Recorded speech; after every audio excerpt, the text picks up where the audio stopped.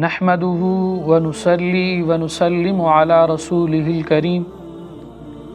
اما بعد فاعوذ بالله من الشيطان الرجيم بسم الله الرحمن الرحيم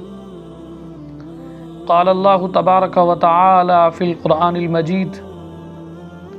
يا أيها الذين آمنوا اتقوا الله حق تقاته ولا تموتن إلا وأنتم مسلمون صدق اللہ العظیم۔ سامعین و ناظرین، آج جس عظیم ہستی کا ہم تذکرہ خیر کرنے لگے ہیں، میری مراد سید شیخ عزیز الدین مکی،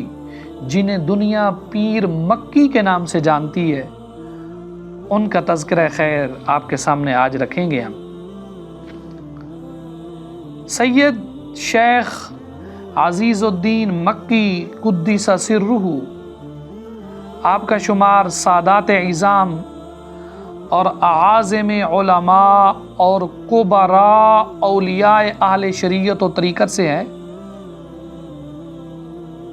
آپ کا سلسلہ اصل بغداد سے ہے اور آپ کا سلسلہ طریقت چند واسطوں سے سید الطائفہ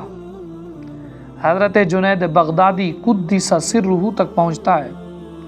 یہ حضرت پہلے بغداد سے مکہ معظمہ میں تشریف لائے، 12 سال تک وہاں قیام فرمایا مکہ المکرمہ میں، اور مجاورت بیت اللہ میں معتکف رہے، اور پیر مکی کے خطاب سے آپ مخاطب ہوئے۔ بعد ازاں رب ذوالجلال کے حکم سے مکہ معظمہ سے عازم ہندوستان ہوئے، یہاں جلوہ گر ہوئے، اور 574 ہجری کے اندر جب سلطان شہاب الدین غوری نے لاہور کا محاصرہ کیا ہوا تھا، لاہور میں آپ فائز ہوئے۔ خسرو ملک بن ظہیر الدولہ، خسرو شاہ جو اولاد غزنویہ سے لاہور کا فرما روا تھا، اس کے محاصرے سے نہایت تنگ آ گیا اور حضرت پیر مکی علیہ الرحمہ کی خدمت میں دعا کی غرض سے حاضر ہوا۔ آپ نے دعا کی اور فرمایا اللہ تعالیٰ کی طرف سے تجھے 6 سال تک اور امان ہے، بعد ازاں اس اقلیم کا قبضہ مملکت شاہان غوری کو دیا گیا ہے۔ اس سال سلطان شہاب الدین لاہور سے ناکام واپس گیا۔ پھر 580 ہجری میں براہ سیال کوٹ عازم لاہور ہوا اور پہلے قلعہ سیال کوٹ تعمیر کر کے لاہور کا محاصرہ کیا اور فتح حاصل کی۔ حضرت پیر مکی رحمۃ اللہ تعالی علیہ، آپ 36 سال تک تدریس علوم اور تلقین خدام میں مصروف رہے اور خلق کثیر کو حق تعالی تک پہنچایا۔ حضرت پیر مکی رحمۃ اللہ تعالی علیہ،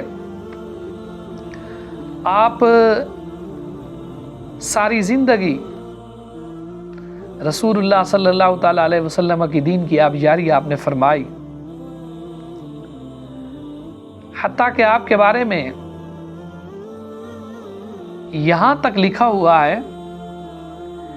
کہ جب آپ مکہ معظمہ سے زیارت کر کے خانقاہ پیر سید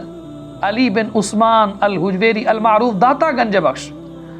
رحمۃ اللہ تعالی علیہ، آپ لاہور میں جب آئے تھے مزار پر، چند سال معتکف رہ کر آپ اس دار فانی سے آپ نے پردہ فرمایا، اور آج بھی آپ کا مزار حضرت داتا صاحب رحمۃ اللہ تعالی علیہ کے بالکل پاس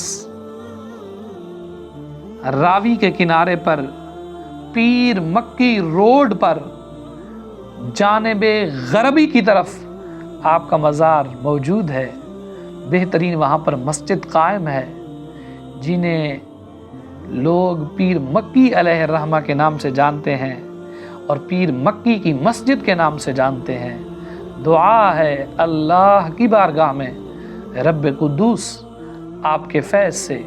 ہم سب کو فیض یاب فرمائے۔